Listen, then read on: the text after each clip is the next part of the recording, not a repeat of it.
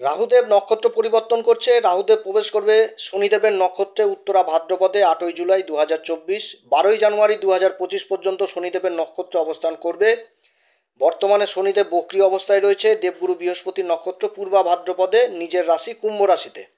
রাহুদেবের এই নক্ষত্র পরিবর্তন সিংহ রাশির উপর কী প্রভাব পড়বে, আজকে এই বিষয়ে বিশেষ আলোচনা করব। রাহু ও কেতু একটা রাশিতে 18 মাস পর্যন্ত অবস্থান করে, শনি 2.5 বছর, দেবগুরু বৃহস্পতি 1 বছর অবস্থান করে একটি রাশিতে। তাই এদের গোচর আমাদের মানব সমাজের উপর বিশেষ প্রভাবিত করে। বর্তমান সময়ে যাদের রাহুর দশা কিংবা রাহুর অন্তর্দশা চলছে তাদের জন্য আজকের এই আলোচনা প্রচণ্ড গুরুত্বপূর্ণ হতে যাচ্ছে, এবং তার সাথে যাদের জন্মকুষ্ঠিতে শনিদেবের মহাদশা শনিদেবের অন্তর্দশা চলছে তাদের জন্য আজকের আলোচনাটা গুরুত্বপূর্ণ হতে যাচ্ছে। আপনারা চন্দ্ররাশি অনুসারে এই গোচরের ফলাফলটা দেখবেন। সমস্ত দর্শক বন্ধুদের জানাই নমস্কার। সমস্ত নতুন দর্শকের কাছে আমার বিশেষ অনুরোধ, এই চ্যানেলটি অবশ্যই সাবস্ক্রাইব করবেন। এই চ্যানেলের সঙ্গে থাকুন, জ্যোতিষীয় সম্পর্কিত অনেক তথ্য জানতে পারবেন এবং নিজের কুষ্টি নিজে দেখাও শিখতে পারবেন। ভিডিওটি কেটে কেটে দেখবেন না, সম্পূর্ণ দেখার চেষ্টা করেন, তাহলে আমি যে কি বলতে যাচ্ছি সেটা বুঝতে পারবেন। গ্রহের গোচর সম্পূর্ণভাবে নির্ভর করে জাতক জাতিকার জন্মকুষ্ঠির গ্রহের দশা এবং গ্রহের অবস্থানের উপর। আমরা যে ফল প্রকাশ করছি এটা আমাদের একটা প্রচেষ্টা মাত্র, এটা সম্পূর্ণভাবে নির্ভর করবে জাতক জাতিকার জন্মকুষ্ঠির উপর। 30 অক্টোবর 2023 সাল রাহুদেব রাশি পরিবর্তন করে প্রবেশ করেছিল মীন রাশিতে, আর 8ই জুলাই 2024 সকাল 7টা 30 মিনিটে রাহু প্রবেশ করবে শনিদেবের নক্ষত্র উত্তরা ভাদ্রপদে। এর আগে রেবতী নক্ষত্রে ছিল, যেটা বুধের নক্ষত্র, আর এই 8ই জুলাই প্রবেশ করছে শনিদেবের নক্ষত্রে। এ সময় শনিদেব দেবগুরু বৃহস্পতির পূর্বা ভাদ্রপদের দ্বিতীয় চরণ বক্রী অবস্থায় রয়েছে। রাহু কেতু সর্বদা বক্রচাল চলে, অর্থাৎ উল্টো চাল। শনির সমান ফল দেয় এই রাহু। শনিদেবকে কালপুরুষে বলে বিষাদ, আর পাপগ্রহের শ্রেণীতে রাহুর স্থান হচ্ছে সব থেকে উপরে। যার রাহু ভালো তার সব ভালো। রাহু গোচর করছে শনিদেবের নক্ষত্রে, তাই সবার প্রথম শনিদেবকে কিন্তু প্রভাবিত করবে এই সময়। অতএব এই সময়কালে শনি জন্মকুষ্ঠিতে যে অবস্থায় রয়েছে সেই অবস্থায় কিন্তু সেই ঘরকে বিশেষভাবে প্রভাবিত করবে। তবে প্রত্যেকটি গ্রহর কিন্তু একটা মূল স্বভাব থাকে, যে নক্ষত্রেই গোচর করুক না কেন। তো রাহুর মূল স্বভাব কি? রাহুর মূল স্বভাব হচ্ছে ভ্রম, ভ্রম তৈরি করা। তো রাহু এই সময়কালে যথেষ্ট মনের মধ্যে কিন্তু ভ্রম তৈরি করবে। রাহু এমন একটি গ্রহ যে ফকিরকে রাজা করে দেয়, আবার রাজাকে ফকিরও করে দেয়। তা আজকের এই আলোচনাটা শুধু রাহু কেন্দ্রিক হবে না, এই আলোচনাটা দেবগুরু বৃহস্পতি কেতু শনিকে নিয়েও করতে হবে, এই 4টি গ্রহকে নিয়ে করতে হবে, কারণ এই 4টি গ্রহ বেশি সময় ধরে একটি রাশির উপর অবস্থান করে। সিংহ রাশির ক্ষেত্রে কেতু রয়েছে তার দ্বিতীয় ঘর, যেটা কন্যা রাশি। কন্যা রাশিতে কেতু অবস্থান করছে। রাশির সপ্তম ঘর যেটা কুম্ভ রাশি, এইখানে অবস্থান করছে শনিদেব। রাশির অষ্টম ঘর যেটা মীন রাশি, এখানে অবস্থান করছে রাহু। এবং রাশির কর্মের ঘর যেটা বৃষ রাশি স্থির রাশি, এই ঘরে অবস্থান করছে দেবগুরু বৃহস্পতি। দেবগুরু বৃহস্পতি অবস্থান করছে চন্দ্রদেবের নক্ষত্র রোহিণীতে। উত্তরা ভাদ্রপদে এই গোচরটা সম্পূর্ণ করবে রাহুদেব। তো উত্তরা ভাদ্রপদ নক্ষত্র সম্বন্ধে কিছু আপনাদের জানাই। উত্তরা ভাদ্রপদ শনিদেবের নক্ষত্র। মীন রাশিতে 3.20 ডিগ্রি থেকে 16.40 ডিগ্রি পর্যন্ত এই উত্তরা নক্ষত্র অবস্থান করে। খুব ভালো এবং পবিত্র নক্ষত্র। এই নক্ষত্রকে বলা হয় সমৃদ্ধির বর্ষণ। উত্তরা ভাদ্রপদে জন্মানো ব্যক্তিরা হুটহাট করে ডিসিশন নেয় না, যে ডিসিশনটা নেয় সেটা খুব ভেবে চিন্তার সাথে নেয়। এবং কোনো ডিসিশন নিতে যদি দেরিও হয় তার মধ্যে যে একটা অনুতাপ জিনিস, সেই রকম অনুতাপ থাকে না। প্রেশারের উপর এরা কোনো কাজ করতে চায় না, কিংবা কেউ যদি প্রেশার দেয় তো তার থেকে অনেকটা দূরে থাকে। এরা এতটাই প্রসিদ্ধ এবং নামী লোক হয় যে সমাজ এদেরকে মনে রাখে, কিংবা এরা যে বংশে জন্ম নেয় সে বংশের লোক এদেরকে মনে রাখে, কারণ এদের মধ্যে একটা পরিচালনা করার ক্ষমতা খুব বেশি থাকে। এবং এদের অ্যাডভাইস নিয়ে যারা চলে তারা জীবনে কিন্তু খুব ভালো জায়গাতেই পৌঁছায়। প্রত্যেকটি নক্ষত্রের মতন এই নক্ষত্রের 4টি চরণ রয়েছে, এবং 4টি চরণের 4টি চরণই পড়ছে মীন রাশির মধ্যে। আর নক্ষত্রমণ্ডলীর এটা 26তম নক্ষত্র। এরা সম্পর্ক জিনিসটাকে খুব বেশি গুরুত্ব দেয়। কারোর সাথে যদি বন্ধুত্ব সম্পর্ক করে তো বন্ধুত্ব কিভাবে নিভাতে হবে সেটা কিন্তু জানে। আবার কারোর সাথে যদি শত্রুতা করে নেয় তো শত্রুতা কিভাবে নিভাতে হবে সেটাও কিন্তু ভালো করে জানে। এই নক্ষত্রের অধিপতি দেবতা হচ্ছে আহির বুধিয়া। এই দেবতা পৃথিবীর নিচে বসে থাকা একটা সাপ। এই দেবতার কোমরের নিচের অংশ হচ্ছে সাপের মতন, আর উপরের অংশটি হচ্ছে দেবতার মতন। শিহরি বিষ্ণু যখন সমুদ্রে শয়ন করে তখন শেষ নাগের উপর শয়নটা করে। তো এই আহির বুদিয়াকে শেষ নাগের সাথে তুলনা করা হয়েছে। দয়ালু, পরোপকারী এবং বুদ্ধিমান দেবতা হচ্ছে এই আহির বুদিয়া দেবতা। এই নক্ষত্রের স্বামী হচ্ছে শনিদেব। এখানটাতে শনিদেবকে কিন্তু এই নক্ষত্রে প্রচণ্ড ঊর্জাশালী হিসাবে দেখানো হয়েছে। আর শনিদেব এই ঊর্জাটাকে সঠিক পথে, মানে সঠিক দিকেই নিক্ষেপ করে জাতক জাতিকাদের মধ্যে। এই জাতক জাতিকারা এতটা ব্যালেন্স, মানে ব্যালেন্স নিয়ে চলে, যে বিপরীত থেকে বিপরীত পরিস্থিতিতেও এরা কিন্তু যথেষ্ট কন্ট্রোলে থাকে। এরা প্রচণ্ড সংযমী হয়, অনুশাসন জিনিসটাকে খুব মেনে চলে, আবার সংবেদনশীল হয় এবং ইমোশনাল হয়ে যায় এই নক্ষত্রের জাতক জাতিকারা মাঝে মধ্যে। এই নক্ষত্রের জাতক জাতিকারা মেডিসিন ডিপার্টমেন্টে খুব ভালো উন্নতি করে, আধ্যাত্মিকের সাথে যারা জুড়ে থাকে তারাও কিন্তু ভালো উন্নতি করে, যারা সোশ্যাল কাজের সাথে জুড়ে থাকে তারাও ভালো করে, এনজিও কিংবা এনজিওর সাথে যারা যুক্ত থাকে তারাও ভালো করে। অ্যাডভাইজার হিসাবে এদের কাজ যথেষ্ট ভালো হয়। আবার এরা হিসাবের দিকে কিন্তু একদম খুব ভালো, এরা হিসাব করে কিন্তু চলে, এক একটা জিনিসের হিসাব করে চলে, একটা টাকা খরচ করলো সেটাও হিসাবের মধ্যে লিখে রাখে। এদের মধ্যে সবথেকে বেশি আধ্যাত্মিক চেতনা বিশেষ করে লক্ষ্য করে যায় এবং এরা সবার সাথে মিলেঝুলে থাকার চেষ্টা করে। এরা অত্যন্ত ভাগ্যশালী হয়। এই নক্ষত্রে জন্মানো জাতিকারা অতি ভাগ্যশালী হয়, এদের মা লক্ষ্মীর সাথে তুলনা করা হয়। এদের উপর বলা হয় যে সাক্ষাৎ মা লক্ষ্মীর কৃপা থাকে, অর্থাৎ এক কথায় যেটা সমৃদ্ধির বর্ষণ, যখন মেঘ থেকে বৃষ্টি হয়, বৃষ্টি যখন পৃথিবীর বুকে নেমে পড়ে তখন কি হয়, শস্য শ্যামলা গাছপালা ইত্যাদি তো বেড়ে ওঠে। তো এইরকম এই নক্ষত্রের জাতিকারা যে ঘরে যায় সে ঘরে কিন্তু ধনসম্পত্তির বৃদ্ধি ঘটায়, মান সম্মানের বৃদ্ধি ঘটায়, এতটা এরা ভাগ্যশালী হয়। উত্তরা ভাদ্রপদ নক্ষত্রে যে ডিসিশনের ব্যাপারে সম্পূর্ণ এরা আলাদা থাকে, কোথায় কোন ডিসিশন নিতে হবে সেই ডিসিশনটা খুব ভালো নেয় এবং এদের ডিসিশনকে মান্যতা দেয়। এই যে এইরকম একটা প্রাকৃতিক শক্তি, এই প্রাকৃতিক শক্তি উত্তরা ভাদ্রপদ নক্ষত্রের মধ্যে কাজ করে। এই শক্তিটা আসে আহিরবুদিয়া নামক দেবতার কাছ থেকে, কারণ এই দেবতাটা হচ্ছে মেডিটেশন আধ্যাত্মিক ধ্যানের কারক। এই নক্ষত্রের জাতক জাতিকারা যতটা মেডিটেশন আধ্যাত্মিক ধ্যানের সাথে জুড়ে থাকবে তাহলে তাদের সাথে একটা প্রাকৃতিক শক্তি পজিটিভ হিসাবে কাজ করবে এবং এদেরকে এগিয়ে নিয়ে যেতে সাহায্য করবে। মীন রাশির অধিপতি হচ্ছে দেবগুরু বৃহস্পতি, আর এই মীন রাশিতে এই নক্ষত্র পড়ছে। দেবগুরু বৃহস্পতি কি জ্ঞানের কারক, আর উত্তরা ভাদ্রপদ নক্ষত্রের অধিপতি হচ্ছে শনিদেব, শনিদেব হচ্ছে কর্মের কারক। তাহলে জ্ঞান আর কর্মের যথেষ্ট একটা সমন্বয় ঘটছে এবং যে এনার্জিটা তৈরি হচ্ছে সেটা একটা পজিটিভ এনার্জি। তো এই পজিটিভ এনার্জি এই নক্ষত্রদেরকে অনেকটা এগিয়ে নিয়ে যায়। আবার শনি কিন্তু ধীর গতিতে চলে, ধীরে ধীরে চলা গ্রহ। বাড়িতে কোনো রকম যদি কোনো ডিসিশন নিতে হয় তাহলে আমরা কাকে জানাই, বাড়ির গার্জেন কিংবা বাড়ির বয়স্ক লোক, তারাই তো ডিসিশনটা নেয় কোনো একটা গুরুত্বপূর্ণ জিনিসের। তো এই যে ডিসিশন নেওয়ার ক্ষমতাটা, এই জিনিসটাই বোঝানো হচ্ছে এই নক্ষত্রের জাতক জাতিকাদের। এই যে ঊর্জাটা, এই ঊর্জাটা কিন্তু শনিদেব প্রদান করে। এই নক্ষত্রের জাতক জাতিকারা পর উপকারী হয়। এরা সাহায্যের জন্য যেরকম হাত বাড়ায় সেরকম আবার সমাজে কোনো ভালো পরিবর্তন যদি হয় তাহলে কিন্তু এরা এগিয়ে আসে। আবার যদি কোনো সমাজে কোনো অসামাজিক কাজ বা খারাপ কাজ হয় তাহলে কিন্তু এর বিরুদ্ধে আবার এরা রুখেও দাঁড়ায় এবং আওয়াজও তুলে। উত্তরা ভাদ্রপদ নক্ষত্র যেখানেই যায় মান সম্মান পদ প্রতিষ্ঠা লাভ করেন।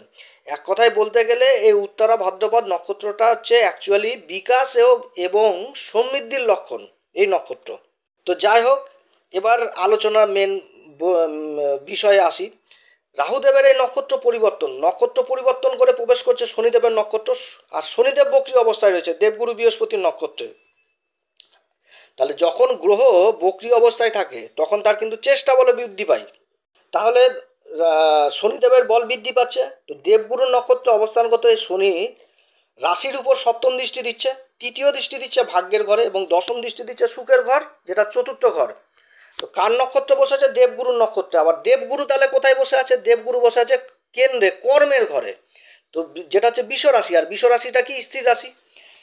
রাহু যে নক্ষত্র পরিবর্তন করেছে, এই পরিবর্তনে সবার প্রথম রাহু যেরকম বলবান হবে সেরকম কিন্তু শনিকেও বল প্রদান করবে। অর্থাৎ শনি বক্রী অবস্থায় রয়েছে, তার চেষ্টা বলে বৃদ্ধি পেয়েছে, এবার একটা বুস্টার ডোজ হিসাবে কাজ করবে এই রাহুর নক্ষত্র পরিবর্তন। শনি আরও বলশালী হয়ে যাবে। এই বলশালী শনি অবস্থান করছে দেবগুরুর নক্ষত্রে, যেটা সিংহ রাশির জন্য কিছু ক্ষেত্রে ভালো, আবার কিছু ক্ষেত্রে কিন্তু খারাপ পরিস্থিতি তৈরি হবে।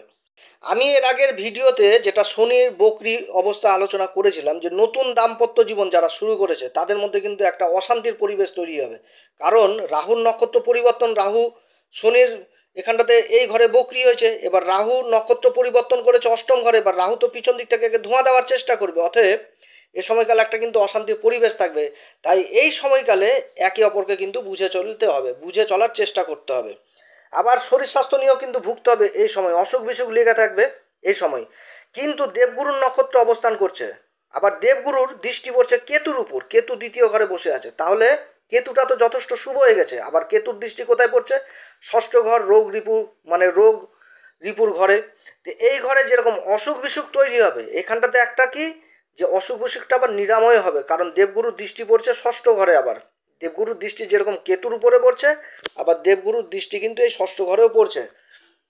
রাহু আর কেতু সবসময় শত্রুতা ভাব থাকে সূর্যের সাথে, আর সূর্যের হচ্ছে সিংহ রাশির অধিপতি। তো সূর্যের সাথে যখন রাহু কেতু অবস্থান করে তখন কিন্তু গ্রহণও লাগিয়ে দেয়। তো এইখানটাতে ভালো জিনিসটা হচ্ছে যে দেবগুরুর দৃষ্টি পড়ে গেছে এই কেতুর উপর, আর দেবগুরুর দৃষ্টিতে কি রয়েছে অমৃত ধারা। তাহলে কেতু দ্বারা যে ডিস্টার্বগুলো তৈরি হয়েছিল সিংহ রাশির ক্ষেত্রে বিগত দিনে, সেই ডিস্টার্বগুলো কিন্তু আস্তে আস্তে বন্ধ হয়ে যাবে এবং কেতু এই জায়গায় ভালো ফল দিবে। এবার কোন ক্ষেত্রে বেশি ভালো ফল দিবে সেটা হচ্ছে আকস্মিক ধন সম্পত্তি বৃদ্ধি করাবে এই কেতু, যেহেতু রাহুর বিপরীতে বসেছে। রাহু যেরকম পাপ গ্রহ, সেরকম রাহুর বিপরীতে কেতু বসে। কেতু কিন্তু সব থেকে শুভ গ্রহ। রাহুর ব্যালেন্স কিন্তু কেতুই করে, কেতুর মধ্যে সেই ক্ষমতাই থাকে রাহুর ব্যালেন্স করার জন্য। এ সময় কিন্তু আত্মীয় স্বজনদের সাথে সম্পর্ক যথেষ্ট ভালো থাকবে। তবে রাহু যে অষ্টম ঘরে অবস্থান করেছে এই নক্ষত্র পরিবর্তনে, এই অষ্টম ঘরটা কি আমরা আকস্মিক জিনিসটাকে বেশি দেখি। তো এই সময়কালে রাহু যথেষ্ট ইফেক্ট করবে। একটা পাপ গ্রহ কিন্তু রাহু, রাহুর একটা মূল স্বভাব কি যে পাপ প্রকাশ করবে, যেভাবে হোক ভ্রম তৈরি করবে। তো অষ্টম ঘরটা আকস্মিক। তো এই সময়কালে গাড়ি ঘোড়া থেকে যথেষ্ট সাবধানে থাকতে হবে, রাস্তাঘাট যথেষ্ট সাবধানে চলাফেরা করবেন। আবার রাহু যেহেতু এই ঘরে বসেছে, এই ঘরে বসে নক্ষত্র পরিবর্তন করেছে শনির নক্ষত্রে, আর শনিদেব দেবগুরুর নক্ষত্রে বকরি হচ্ছে। তো এইখানটাতে কিন্তু আবার একটা ভালো জিনিস ঘটবে, মানে খারাপের মধ্যেও ভালো জিনিস ঘটবে। সেটা হচ্ছে কি যে শনিদেবের দশম দৃষ্টি পড়ছে চতুর্থ ঘর। তো এই চতুর্থ ঘর ভূমি বাহনের ঘর, ভূমি জমি বাহন। তো এই ঘরে যখন দৃষ্টি পড়ছে, তো এই ঘরে কিন্তু একটা কনস্ট্রাকশন জিনিস কিন্তু হবে, কনস্ট্রাকশন কাজ হবে। যেহেতু যেহেতু শনিদেবের দশম দৃষ্টি পড়ছে, শনিদেব দেবগুরু নক্ষত্র অবস্থান করছে বক্রি অবস্থায়, তার দশম দৃষ্টি চতুর্থ ঘরে পড়ছে। আবার দেবগুরুর দৃষ্টি পড়ছে সপ্তম দৃষ্টি এই চতুর্থ ঘর। তো চতুর্থ ঘরটি কার? চতুর্থ ঘরটি হচ্ছে বৃশ্চিক রাশি, বৃশ্চিক রাশির অধিপতি হচ্ছে মঙ্গল। মঙ্গলকে কি বলা হয়? ভূমিপুত্র। তাহলে ভূমির উপর কনস্ট্রাকশন শনির কাজ হবে, কিন্তু আবার এই কাজে ঝামেলা হবে। কিন্তু আবার তার সাথে দেবগুরু বৃহস্পতির যে দৃষ্টি পড়ছে, যার জন্য যেরকম সমস্যাও তৈরি হবে, সমস্যাটা আবার সমাধানও জিনিসটা হবে। আবার এই সময়কালে ভূমি সংক্রান্ত কাজে যারা জড়িত রয়েছেন তাদের কিন্তু যথেষ্ট উন্নতির যোগ রয়েছে। যারা জায়গা জমি সেল পারচেস করেন তাদের জন্য ভালো, যারা কৃষিজাত দ্রব্যের সাথে ব্যবসা করছেন তাদের জন্য ভালো। শনি বক্রি হয়েছে দেবগুরু বৃহস্পতির নক্ষত্রে, আর রাহু শনির নক্ষত্রে কিন্তু অবস্থান করছে। তো এই সময়ের মধ্যে কিন্তু একটা মনের মধ্যে গেঁথে নেবেন যে পার্টনারশিপে যখনই ব্যবসা করতে যাবেন তখন কাগজপত্র দেখে শুনে ভেবে চিনতে সই সাবুত করবেন, না তো ভবিষ্যতে কিন্তু একটা অশান্তির পরিবেশ তৈরি হবে। সপ্তম ঘরে শনিদেব অবস্থান করছে, শশ নামক পঞ্চ মহাপুরুষ রাজযোগ তৈরি করেছে। এই রাজযোগের প্রভাব যথেষ্ট পাবে সিংহ রাশিরা, মানে জাতক জাতিকারা যারা ইম্পোর্ট এক্সপোর্টের সাথে ব্যবসা বাণিজ্যের সাথে যারা জড়িত রয়েছেন, কিংবা যারা বিদেশে কর্মরত হয়েছেন, কিংবা বিদেশ থেকে মালপত্র নিয়ে এসে দেশের মাটিতে কাজ করছেন, কিংবা কর্মসূত্রে বিদেশে যাওয়ার চেষ্টা করছেন, তাদের জন্য এই সময় ভালো। আবার যারা ট্রাভেলিং ব্যবসার সাথে জড়িত রয়েছেন তাদের জন্য ভালো। আবার পঞ্চম ঘরের অধিপতিকে দেবগুরু বৃহস্পতি কেন্দ্রে অবস্থান করছে কর্মের ঘরে। তাহলে এই সময় একটা কেন্দ্র ত্রিকোণ রাজ্যকে তৈরি হয়েছে। তাহলে দেবগুরু বৃহস্পতির নক্ষত্রে আবার শনিদেব অবস্থান করছে। এই সময়কালে শিক্ষা কেন্দ্রের সাথে যারা জড়িত রয়েছেন, যেমন সঙ্গীত শিল্প, সঙ্গীত শিক্ষা, চিত্র শিক্ষা, তারপরে নৃত্য শিক্ষা, এই যে একটা শিক্ষা কেন্দ্রের সাথে যারা জড়িত রয়েছেন তাদের কিন্তু উন্নতির যোগ রয়েছে। সোশ্যাল মিডিয়ার সাথে যারা জড়িত রয়েছেন তাদের উন্নতির যোগ রয়েছে, এবং এই সময়ে বৈদেশিক অর্থ উপার্জন করতে পারবে। অষ্টম ঘরে রাহুর অবস্থান জীবনে একবার অন্তত হলেও মা লক্ষ্মীর আশীর্বাদ করায়, এটা হচ্ছে আমাদের জ্যোতিষশাস্ত্রের মত। জ্যোতিষশাস্ত্র বলে যে অষ্টম ঘরে যখন রাহু অবস্থান করে তখন জীবনে একবার না একবার মা লক্ষ্মী কৃপা করবেই। তো এই সময়কালে যারা শেয়ার মার্কেটে লং টার্ম ইনভেস্ট করেছেন তাদের জন্য লাভের আশঙ্কা থাকছে। এই সময়কালে যারা রিসার্চ জাতীয় বিদ্যার সাথে জড়িত রয়েছেন তাদের জন্য যথেষ্ট ভালো। মেডিকেল ডিপার্টমেন্টে যারা জড়িত রয়েছেন, যারা সার্জেন্ট, তাদের জন্য যথেষ্ট ভালো। যারা উচ্চশিক্ষার জন্য বিদেশে যাওয়ার চেষ্টা করছেন তাদের জন্যও ভালো। আবার যারা গোপন বিদ্যা গোয়েন্দাগিরির সাথে যারা জড়িত রয়েছেন তাদের জন্যও ভালো। যারা তন্ত্রক্রিয়ার সাথে জড়িত রয়েছেন বা জ্যোতিষশাস্ত্রের সাথে যারা জড়িত রয়েছেন তাদের জন্যও ভালো। ট্যুর অ্যান্ড ট্রাভেলিং ব্যবসা আগেও বললাম, এই ব্যবসাতে যারা জড়িত রয়েছেন তাদের জন্য ভালো। এই সময়কালে আবার কিন্তু বিশেষ করে মনে রাখতে হবে মায়ের প্রতি সন্তানের একটা বিশেষ দায়িত্ব কর্তব্য এই সময় কিন্তু পালন করবেন, কারণ মায়ের শারীরিক অবস্থার অবনতি হওয়ার আশঙ্কা থাকছে। আবার যেহেতু দেবগুরু বৃহস্পতির দৃষ্টি পড়ছে তো রোগ নিরাময় হবে, অসুখ বিসুখ হবে, ভুগবে, কিন্তু আবার অসুখ বিসুখ সেরেও যাবে। যারা রোজকার ব্যবসা বাণিজ্যের সাথে জড়িত রয়েছেন তাদের যথেষ্ট ইনকামের যোগ রয়েছে। আবার যারা কর্মসূত্রে সরকারি কিংবা বেসরকারি কাজে যারা যুক্ত রয়েছেন এবং বাইরে কাজ করছেন তাদের বাড়ির পাশে ট্রান্সফারের যোগ রয়েছে এই সময়কালে।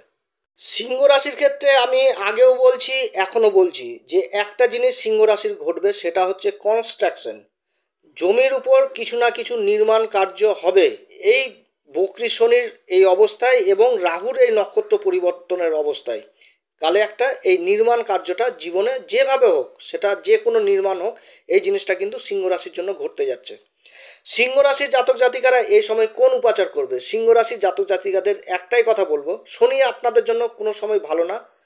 বিশেষ বিশেষ ক্ষেত্রে শনি ভালো ফল দেয়। এই শনিকে ঠিক করতে হবে। শনিকে ঠিক করতে গেলে কি করতে হবে? শনিকে ঠিক করতে গেলে আপনার প্রত্যেকদিন হনুমান চল্লিশা পাঠ করবেন, বজ্রং বাণ বিশেষ করে পাঠ করবেন এই সময়। আর এই বজ্রং বাণ এবং হনুমান চল্লিশা পাঠ করার আগে শ্রী রাম সীতার প্রণাম মন্ত্র করবেন। এবং তার সাথে কি করবেন, যদি অসুখ বিসুখ লাগাতার লেগে থাকে, তাহলে গোপনে যে কোনো দুস্থ রোগীকে যে সাহায্য করবেন, সে যেন আপনার সাহায্য নিয়ে ওষুধপত্র এগুলো কিনতে যেন পারে।